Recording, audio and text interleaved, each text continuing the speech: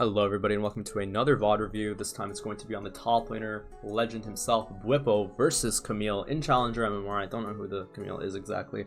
And on our side we have Nunu and versus the enemy Lee Sin jungler. So again, very volatile lane. We know that either jungler can really just influence the lane quickly, and if one player gets a lead over the other, it can really end up snowballing into something pretty disastrous for the other player. And so we can play, now we're going to play the lane as a ranged champion versus a melee champion. As you know, based on my other videos, the melee champion has the say inside of the lane. And so we can choose to play the lane either quickly or we can choose to play the lane slower depending on how Nunu wants to route up to top lane. Okay, we want to be aware in this lane, again we're versus Camille, we're going to be aware of her W cooldown, we're going to be aware of her passive, and we want to just be overall aware of when she can all-in E and auto attack us, okay? Again, we do have the ranged advantage and we are very strong at level 1. So let's go ahead and take a look, see what happens, and you know, we'll see how both players play it out.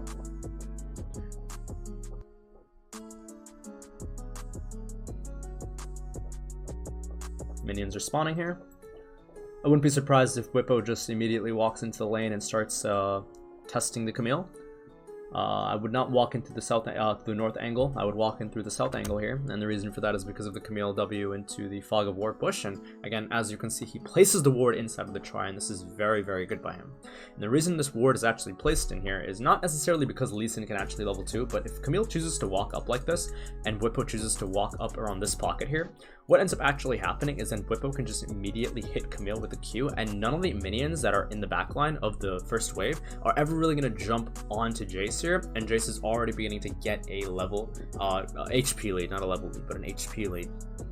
And then what ends up happening is, you know, we just start working on the wave at level 1, okay? Let's take a look at what happens here. Camille will already be at a slight disadvantage. So here we go ahead and auto the minion here, and this is only just because we want to start getting a small lead on side of the wave. We want to start pushing it a little bit. We don't want to push it too hard because we are the ranged champion and we want to try to abuse Camille as much as possible. But here we are just going to auto the wave just a little bit, and this what BWIPO is doing now is completely fine. And again, as we mentioned before, we do not approach this lane through the north angle because Camille can easily walk up here and then easily W us, and there is not much response other than Q, but then there's options to dodge Q and it just gets really messy that way, right? We don't want to do that. And so now what we're going to do is we're going to walk open, we're going to walk through the south side, we're going to chill in these pockets here, and what we're doing here is we're just playing against Camille's max range W. We're going to play in from pocket A, pocket B, and pocket C, so we're just going to play in these pockets, and we're going to move from point A to point B, point A to point B, point A to point B, and we're just trying to bait out the Camille W. And as Camille's W comes out, that's when we're going to start moving into her with our auto attacks and our Q, obviously, right? Yep, so BWIPO auto attacks the backline minion here. This is completely standard. And now Camille ends up walking here, and as we discussed the defensive pockets early, even though we're a ranged champion here, we don't want to eat Camille's W for free. So we're going to stand over here, and well, this is actually too deep, but these two pockets, like here and here, this is completely fine. We just want to stand here and we want to make sure that we are getting a even or a small CS lead against Camille so that we can play for the level 2 here. Again, Jace at level 1, pretty strong champion. You don't really want to lose trades as, well, you're not going to lose trades as level 1 Jace into Camille. As you can see here, we're just baiting out the Camille W, so Jace actually should just be moving in and out like this to see if this Camille will try to hit him with the W while simultaneously getting this minion here. But doesn't seem like that's the case here, and as you can see, we're not just going to jump in to try to auto attack Camille on this minion because we will lose because Camille can easily move away whilst using W on us. So as you can see, auto attack comes out, Camille auto attacks the minion wave, and now BWIPO just waits. He's chilling, and now, okay, so here Camille just makes a blunder, right? And the reason Camille really messes this up is because, well, sure, you know, you're giving Jace the W, right? That's fine. But you're moving way too deep for the CS here. You can't get the CS like this. When you move face check Jace like this at level 1, at this point, the only combo here is to immediately use Q, ulti, Q, and then what you're going to do is you're going to just run away with the move speed you get because Camille can try to passive auto attack you here, right? So here we end up using Q. Again, we use the ulti. We end up auto attacking Camille once. Camille gets the CS, and now we're running away with our move speed, and now Camille can't do anything inside of the lane. Camille still has her passive up, so we want to be aware of that. Now what Camille should be doing here is she's already lost the trade. She's already messed up. She can attempt to try to auto-attack Jace as he attacks this minion because we know that Jace is in melee form. However, it doesn't really matter too much because we go back to the old, you know, the old concept of if I'm at 90% HP and you're at like 70 and we both go auto for auto and we both trade off like 20 for 20, I still win because I still have higher HP than you. So yes, Camille can still auto attack BWIPO here, but it doesn't really mean anything, and it's probably not to do. It's actually better not to do that because you're still gonna go down on HP because BWIPO will just end up auto attacking you. Then what ends up happening here is now Camille's W will eventually come back off of cooldown, and now BWIPO can choose to move up to the north-hand side, where then Camille can't move at all up to the north side. And then you can just keep auto-attacking based on her W range. As you can see, she tries to auto-attack BWIPO. She actually cancels the auto, and BWIPO ends up responding again with another auto. So now a pretty bad situation has become really bad because of how Camille is playing this out. Now the way Camille should have played this out, and we're gonna talk about what Camille should have done in the lane, right? Camille shouldn't be going in for this bottom CS here. We don't go in for the backline. We get this, great, we're happy. We need to preserve our health. We're not going to give up, you know, X amount of HP for this minion here because it's just going to make us lose the lane overall, right? We don't want to do that. When you're playing as a melee player against a ranged character, you want to give up, you know, usually, yes, you want to give up X amount of HP for Y amount of farm, but you always have to make sure that you're gaining value on Y here. You always want to make sure that you're gaining positive economy while at the same time losing minimum amount of resources. Okay, as you can see, we already talked about this trade and the little exchange that ended up happening here, and now BWIPO here about to come off a cooldown. And now what BWIPO could have done, knowing that Camille's W is actually down, is instead of moving down to the south side, just move north. Just break north, don't break south, because this is now a mistake that BWIPO was actually making. If we immediately break north here, now I'll tell you where the click went wrong. Right over here. Camille backs off. This click should never be down here. Unnecessary. Now, if you're trying to avoid Lee Sin, I mean, that's one thing, I guess. Like, you can argue that, okay, I'm clicking down here so that I can stand here and I can get champion vision that Lee Sin's here, but that doesn't really matter because, first of all, this ward is available to us and we're going to see Lee Sin crossover, and then on top of that, we still have the Tribush warded. Not to mention, we still have support on the left-hand side because Nunu is just finishing up ground. There's no reason to ever have south side pockets here, knowing that Camille's W is down, because we know that, you know, champion vision is just unnecessary here. And so what we should just be doing is just break north, walk here, and then just start autoing Camille, forcing her back and sitting inside of the lane. Now, because Camille has no influence on these two minion waves, we can now choose to play the next wave, kind of however we really want to, right? We're going to be able to get level 2 on the next incoming minion here. As you can see, he breaks back into the cannon mode, or whatever you call it. And now here you want to auto, and then you can just hit him with a Q. Yep, you want a Q here. But again, this could have been done a little bit cleaner had we just moved up to the north side. We wouldn't have ended up taking so much minion aggro. As you can see, BWIPO ended up losing a little bit of health.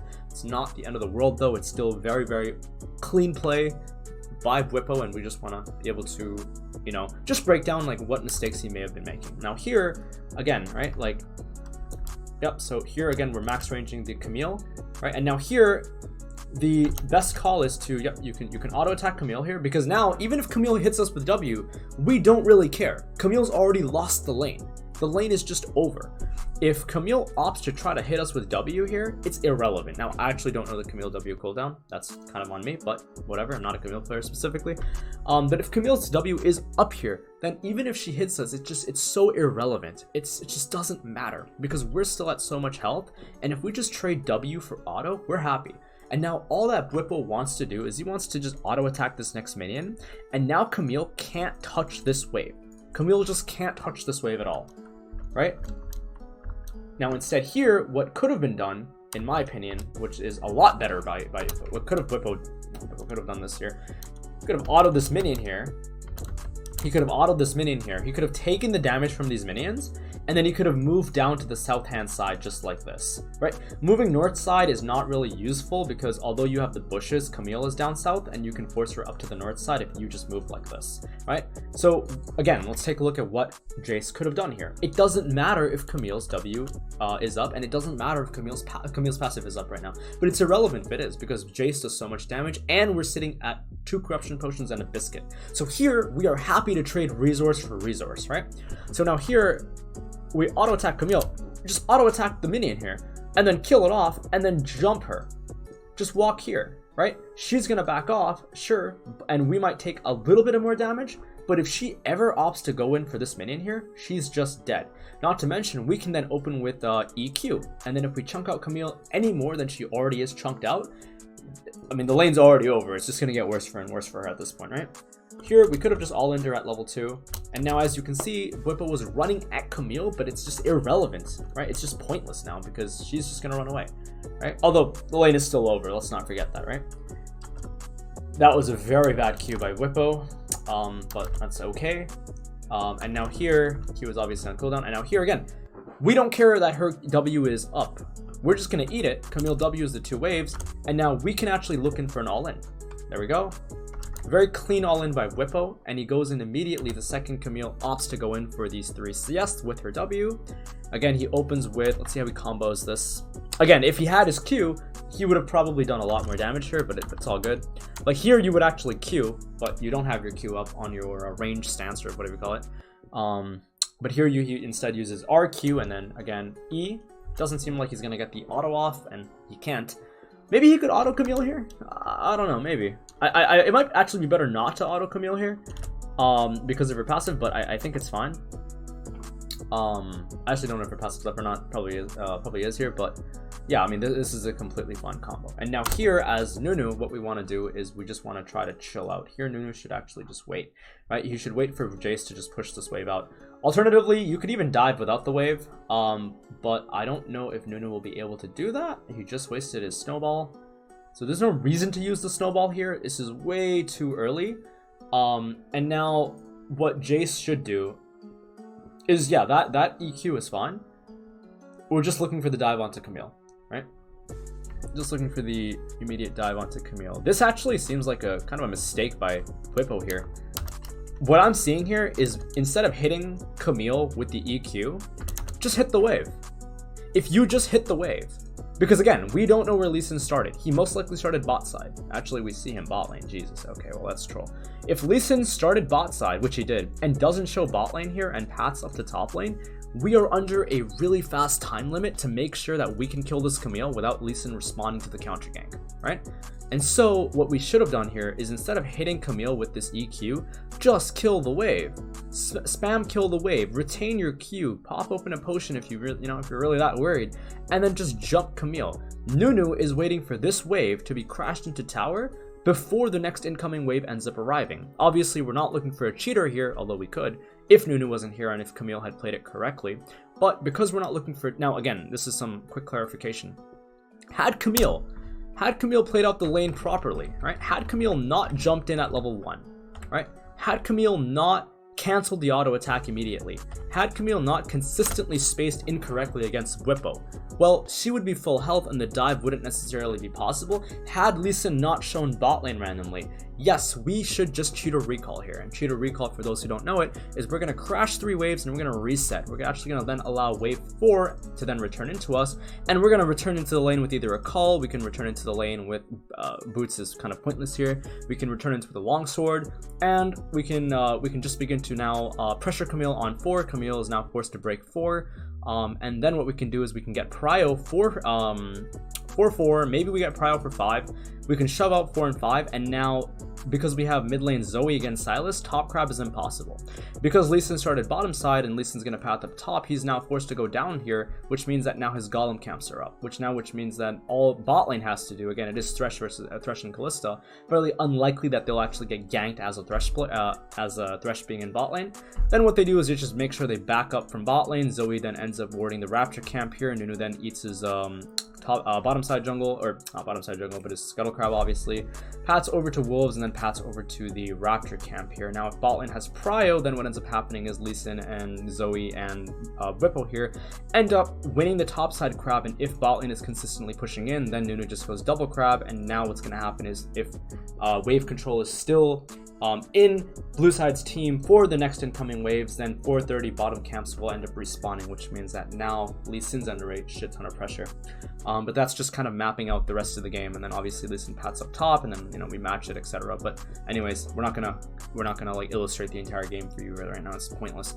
Now, had they actually played the game correctly and had the micro movements and the spacing been effective or done effectively here, Jace would just cheater. Now, because Jace doesn't have to cheater because Camille's playing it really poorly, this is a dive. But here, should just crash the wave. This W, or I think Nunu, yeah. This snowball by Nunu is really bad. He should just kind of hold it. There's no reason to immediately use it because we know there's no pressure anymore. Lee Sin has shown bot lane. Now, the only alternative that I'm thinking, the only thing that I'm thinking why BWIPO doesn't immediately kill the 3 minions and stacks the 4th wave with the 3rd wave is maybe because he just wants to make the dive even stronger. That's the only thing that I'm thinking, right?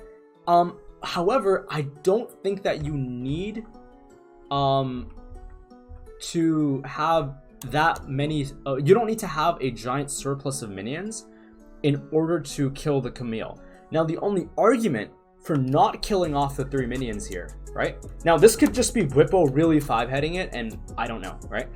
Now, because Lee Sin showed bot lane, yes, we can actually opt to stack wave 3 and wave 4 and then make Camille lose even a bigger wave, although she'll just TP back, so it doesn't really matter too much.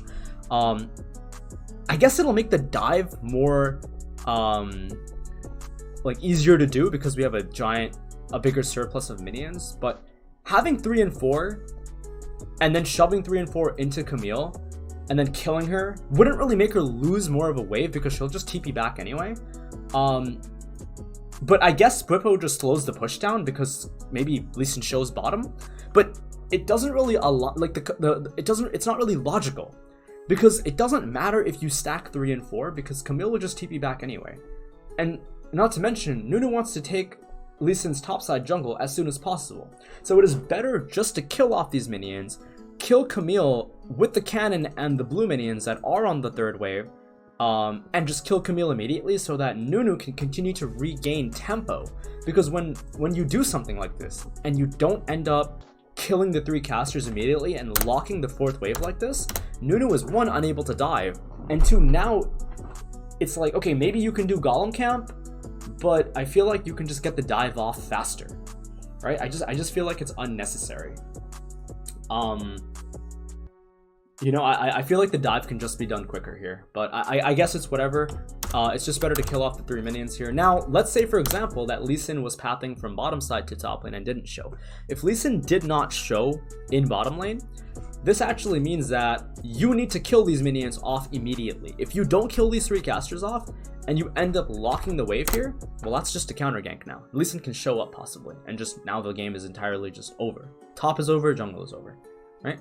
So the concept here is, should we kill these minions off and lock the wave for a safer dive, or should we crash the wave? And that depends on when Lee Sin will come in for the counter attack, right? My opinion is just stop stacking the wave and just crash the minions in. It's irrelevant. Crash the wave. Anyways, whatever. So the dive happens, but it becomes really messy, and you see that this actually gives Camille time to back off, although I think she's dead anyway. Even if Camille doesn't die here, she's still dead. She loses so many minions here. She's losing so many minions here. Here, Jace goes ahead and eats the next wave. This is quite nice, and then the next wave will end up arriving very soon as well. Yeah. Oh, wow, this is really nice by Nunu and Jace, and this is, again, is a byproduct of Lee Sin showing bot lane. Not really, well, he did achieve a kill, but that doesn't matter, but now he loses his jungle, considering that Jace has complete prio of the lane, and it forces Lee Sin to just get killed. And now we know that the next incoming waves are returning into Camille, and now Jace can simply just go back to top lane here, right? He TP's back up in top lane, and now Camille's under Camille's just under a shut ton of pressure. She really can't do much, so she ends up roaming to top lane. Nunu's kind of inting a little bit. There's no reason to be there. Oh, it's because he's taking a red buff. Yeah, well, I mean, he's dead now. Okay, well, I guess he flashes. Nunu was just grabbing red. I'd say this is a little bit unlucky, but whatever. It's all good. Point is the concepts are still there, right? And now a fight ends up breaking loose here with Camille's still level 3, and Jace is basically 4.5 now. So as you can see, huge gap in top lane. And we see that Zoe ends up landing a bubble, Jace flashes out. And another fight up in top lane is essentially won, and this time Camille has no TP, and the wave is coming back into Jace. Now, because the wave is coming back into Jace here, and the freeze is going to continue to be retained, we can just recall. We don't have to stay in this lane, because by the time we're back in this lane, this wave will just be over here. It'll lock with the next wave, we'll thin it out, and then Camille, if she doesn't crash the wave immediately, she's under a freeze. And that's just going to be pretty detrimental. So as you can see, Jace walks back up, the wave locks, and now as a top lane... Sorry, I just think is turn this volume up. But as a top lane player here now, we can see, okay, can we lock this lane? Okay, well, now we can't lock this lane, but the wave is still coming into us. Now, had the next wave been a little bit closer, had these minions been a little bit, you know, less of them, yeah, the wave would end up actually locking here, granting BWIPO a short freeze, or actually a perma freeze, really. Not even a short freeze. Then it would force Camille to then crash this wave, which then allows BWIPO to move in, use his serrated Dirk to practically just solo kill her at that point. And then Camille's screwed for like the next 3 waves, next 3 to like 6 waves, she's over. And now here, but because there's a large amount of red minions, and it seems as though the next minion wave isn't that far away, or is too far away, the wave doesn't end up locking, and Jace can't really hold the freeze here, right? Camille's quite happy. Now, the question is, okay, are we gonna fight this Camille in this wave? I think, as you can see, he literally did. I do believe that there is a possibility to do that as Jace, especially with the serrated Dirk and a longsword with 3 corruption potions. So this is, again, I think maybe this can work. I'm not sure. I'm not a top lane player, actually, and knowing the exact damage values, I just think Jace can just solo Camille here with these items. Is we're actually trading our resources to just jump onto Camille, and then essentially Camille's gonna have to run away even with the surplus of minions attacking her, because Nunu is also supporting us here. We're then gonna pull the wave and Camille can't do anything, right? So it seems like that's a possibility. And it's like BWIPO wants to do that, and he ends up doing something a little bit different actually. So he doesn't jump Camille immediately, but Camille does jump him, and he literally just doesn't take any damage. He thins the wave. Camille E's, doesn't hit him because she knows she'll lose the trade. Passive comes out. BWIPO is purposely losing a trade. But notice, even though he's losing this trade, look what happens to the wave. It's still frozen. So let's see what BWIPO is thinking. Maybe he's thinking something different. Lose some HP, not because this is a fortune. Okay, so that's actually exactly what he's thinking. He's willing to lose resources for a better lane state, right? So what I was thinking is maybe this guy just jumps Camille. But I mean, I guess this is basically kind of the same thing. But let's see what happens here again one more time. Let's see what BWIPO is thinking. Fortunate outcomes like this, for example, it's a very fortunate outcome for me. Again, I'm being annoying here, not because this is a good trade by any means, but because my next wave is coming. So even if I lose some HP right now, she's obviously not very happy about the wave. She's screwed. We don't care about this because we have potions.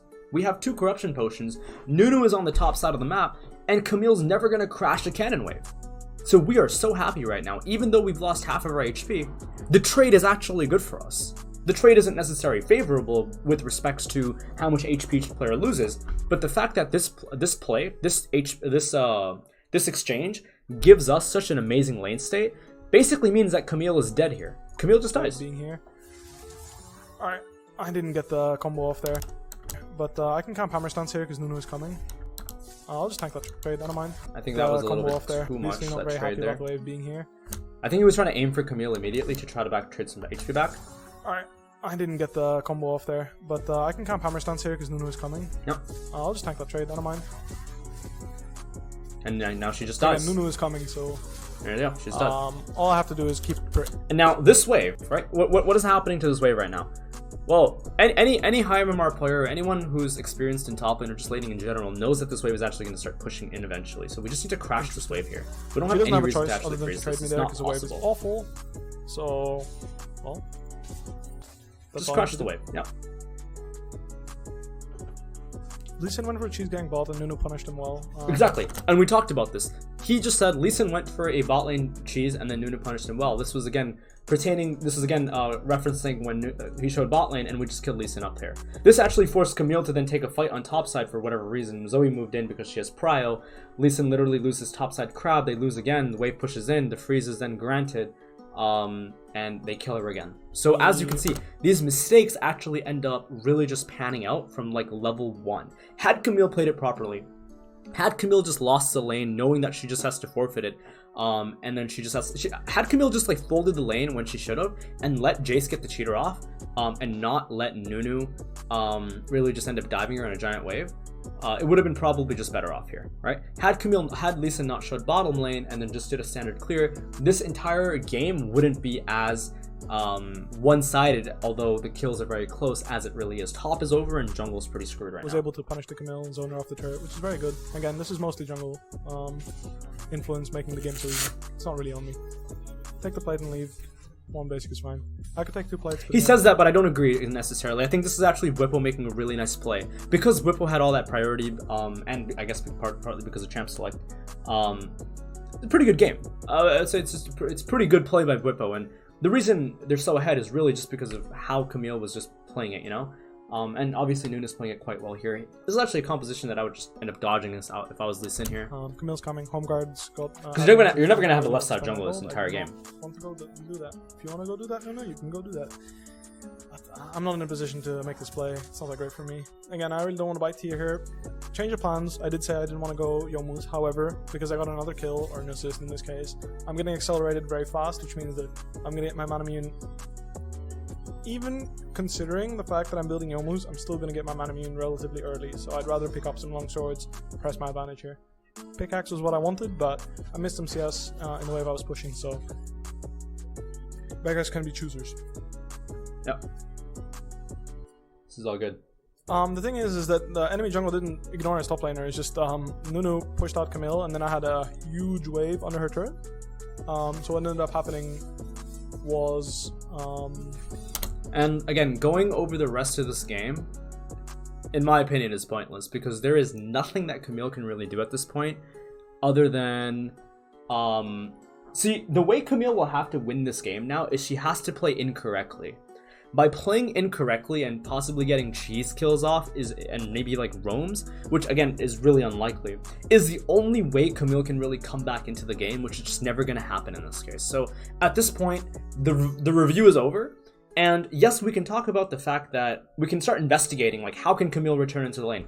But logically speaking, and theoretically speaking, there's nothing that Camille can do at this point in the lane other than play the game incorrectly because it's solo queue and try to make use of the miscommunication or the lack of communication to try to come back into the game via kills, via cheese ganks, via roams.